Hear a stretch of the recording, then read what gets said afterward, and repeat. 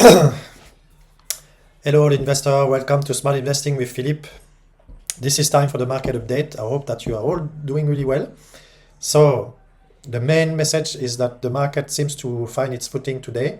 They're waiting for tomorrow big grand plan of Donald Trump with the tariffs and what he has announced for the reciprocity of the tariff with the main trading partners. So we will see what will happen tomorrow, but so far the market is very stable.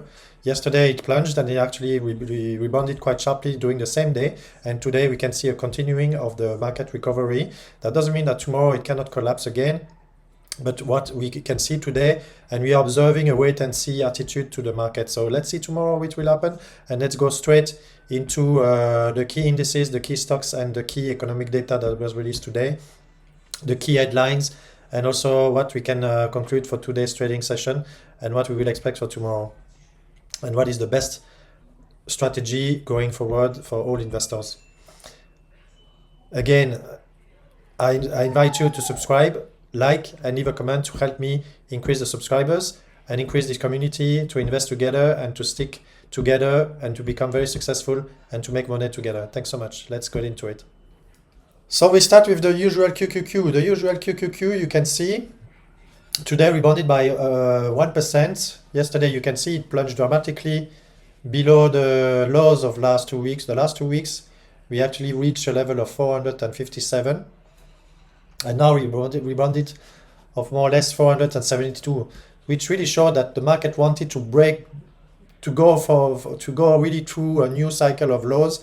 But a lot of buyers were actually taking advantage of this quite big discount and big dip of yesterday's session to buy the dip. And you can see it with this hammer candle, which is a very clear sign that there is a lot of buyers around this very low level. And it's technically a very clean level also, because you can see that was also the bottom of a small correction back last year. And I think it's also is one of the major lines for Fibonacci retracement. Let's see what we're going to see from that. Hold on, up. If I do Fibonacci retracement, you can see is the 0.78. 0.78, it's the level, the magic level that we were holding for the last 2.7 compared to the last leg of the rally of last year. Started in September 2024 and lasted until January 2025. And you can see it wanted to fully retrace back to the level of September 2024, but actually there are a lot of deep buyers were coming into the market and just push back the market to that Fibonacci level of 0.78. So that's quite good. I think it's really showed that there are a lot of buyers waiting for good opportunity and to buy at this very good price and good valuation. And they hope that clarity of tomorrow will actually propel the market as opposed to trigger a new downside cycle. So S&P 500, same story. We have an upside of 0.28. So it's more like a stabilization of the upside of yesterday. I mean, the dip of yesterday for the S&P 500 was not as big as for the QQQ and the technology company. You can see clearly that, again, the S&P 500 is really holding to these lows and is waiting for the tariff of tomorrow, you know, the news and the details about what will happen with the tariffs and what retaliatory measures of all the country involved with the new Trump administration tariff against the imports. TLT, same, you know, you can see it's clearly stabilizing also, nothing really to add on that. IWM also holding the 200 level. 200 is a very key level. 200 for IWM is a very important level, as I told you before, and 200 is a very good price to get in for the IWM. You can see the small cap have not done anything over the last 5 years, you know. Look, we are back to the level of 2021, January 2021. Can you believe that? In January 21, you just had exactly the same level, you know. So it's very depressing to see IWM not moving at all to the upside. All the upside that you see in 2024 was erased in 2 months of 2025. Full retracement of 2024 upside. And I'm also very frustrated, because I'm invested in IWM. So I understand your frustration. But you need to bear in mind that when the IWM will take off, and probably it will be after the clarification about the tariffs. So when all the clarification about tariff, and if it is not as bad as people expected, then the market will rebound, and probably IWM will be one of the main beneficiary of this rebound. So let's look at now the Max 7. Max 7, today plus 2%, clearly back to the level we have been trading over the last 2 weeks, 0.61 Fibonacci retracement level, holding the trading range between the two red lines that I told you over the last 2 weeks, came back straight into that trading range, wanted to break down, don't manage, was pushed back to that trend, and actually still holding the range of a sideways market, waiting what will happen tomorrow.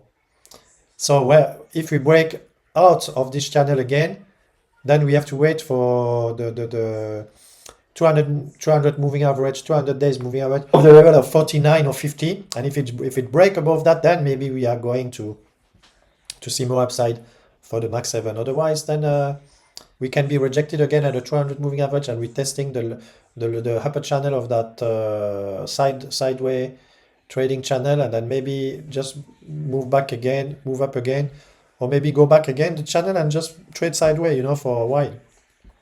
You never know with this type of markets, with so much uncertainty, with so much fear. I mean, it's very difficult to predict what will happen, But otherwise, I can see all the stocks quite stable today, no major negative impact on this trading session. Let me see, stocks. Let me see on the VIX. Okay, the VIX, you see, still very high compared to history, still at the high level of 22, so I don't want to come back down, but probably tomorrow will be the day when the VIX will come down and the market will finally get its footing and just finally say, this is not as bad as expecting, and then they can actually breathe a bit. But what you have to realize that despite all this negativity, the market don't manage to break down further. And that was a very big positive over the last 2 weeks. Whatever you headline, whatever negativity, whatever bearishness, whatever the survey about AI report, whatever the fear you can see in the market, the narrative on all the headlines and all the commentators on all the big media and the YouTubers, and so despite all of this, the market didn't manage to make new lows or break the lows of the last 2 weeks. It did manage intraday, but the closure was back down into the level of the last 2 weeks. I think to me it speaks volume, So it will need a very big catalyst tomorrow for the market to go much lower than you are seeing today. And we will find out tomorrow if that catalyst exists, Otherwise, we can look at the economic calendar. We had few economic data today. We had the S&P Global Manufacturing PMI Index 50, which is good because it's above 50. That means it's still in expansion mode, not at all contractory mode. ISM Manufacturing Employment 447, slightly lower. ISM Manufacturing New Order 45.2, slightly lower. ISM Manufacturing PMI 49. That's less good, but 49 is not like a catastrophe, 49 is still okay, JOLT job opening from the Bureau of Labor Statistics, very stable, 7.6. 7.6 was the forecast. The prior number was 7.7. No big change in the employment front, So I don't think the market is seeing yet any scare about the unemployment number. Okay, tomorrow we'll have the ADP unemployment change and all these data. And then on Thursday we'll have continuing jobless claim and jobless claim average and so on and so on. So you see we'll have more employment data over this week. Friday you will have the manufacturing payroll, government payroll, manufacturing payroll, non-farm payroll, private participation rate, unemployment rate, and the Fed Chair Powell speech on Friday. So I think the big employment number will be more for Friday. So today give us a flavor of that nothing to worry at all at the unemployment front and the employment market. So the economy is still very strong. A lot of jobs are being created. And as long as it is like this, I don't think we should worry too much about the growth rate of the economy. So now if we look at the headline, let's see what are the headlines. Headline, stock get late boost from tech as tariff looms. So basically, they just tell the story that stock basically get some footing yesterday. A lot of deep buyers. So basically, the market is just in a position of wait and see. And this is what we have to take also the same position. We have to be like the market. No need to panic, no need to worry, no need to be stressed. Just wait tomorrow and then you will see. And then after what will happen tomorrow, shouldn't worry at all, shouldn't worry you at all. Let's say even the market collapse tomorrow. What is the big deal, you know? You are invested in strong companies or strong indices. Indices always recover. That there is no exception about that. So never mind, it's just temporary. You have to become strong psychologically. So if it collapses tomorrow, then so be it. If you have money, just double down.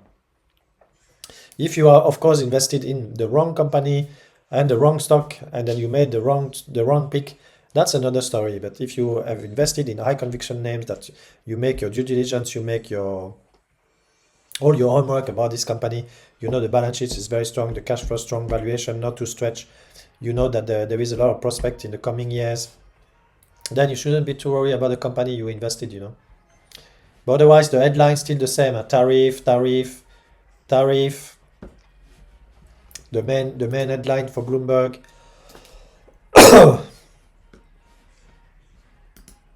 Main headline for Bloomberg is like Trump tariff to take immediate effect. White House say. Trump on the 2nd of April planned to roll out tariff on global trading partners during an event planned in the White House Rose Garden. EU readies strong plan for Trump global tariff strike. As part of its response to the US trade offensive, the EU also wants to progress on diversifying its trade relations. So, you know, there will be a lot of retaliatory measures from other trading partners, and then we'll see how far this trade war will go, and then nobody knows. But I think a lot of negativity is already discounted in the market.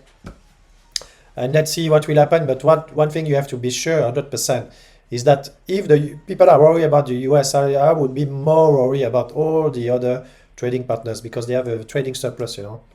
If you have a trading surplus, you are depending on your export for your GDP growth and so on and so on. This is where you have to worry more than the one who have a trading deficit. I mean, it's just common sense. Do you know? This is the one who said we have to worry more than the one who buy, because you have a lot of substitute in the US. And that's what people don't get. Let's say you buy a TV that is 2 times more expensive after tariff. Then you will buy domestic alternative, you know. You will buy substitute products who are not levied with tariffs. And this is the way it works, you know. Then you push people going through other product. It doesn't mean they're going to buy it more expensive. You're going to force some decision to the consumer. And then you will see the end effect of the tariff. So then the economic front, same headlines, you know, nothing's changed. So let's make it short and sweet. I think what we have to remember from today is that the market is in a wait and see position. Economic data we released today was good, or way good. No, I think nothing alarming. You can see some weaknesses into some economic data like the PMI and manufacturing and so on, but not so dramatic. On the employment front, nothing really to worry. We will have more numbers tomorrow, more numbers on Thursday, and even the biggest numbers we will get is on Friday. At least what most people are waiting for is the Friday number. Other than that, Friday we'll have Jerome Powell speaking again, and tomorrow you will have what we were all waiting for. We will see what Donald Trump plan is, how the market react, and then from there, then we will adjust our strategy, you know. But we're not gonna overreact, you know. We're not gonna overreact. So thanks again for watching this market update. Very short and sweet, but sometimes it's better to make it short and sweet. So no need to go through so many data, so many charts. I see a lot of YouTubers do that. I think it's useless, you know. You need to make it sharp. short and sweet and to the point. No need to waste time. Do you know? Chart from yesterday to today is nothing changed, you know?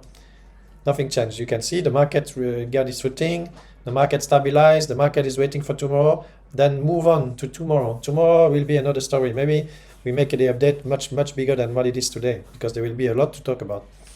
Okay, thanks so much. Subscribe, like, and leave a comment. Bye.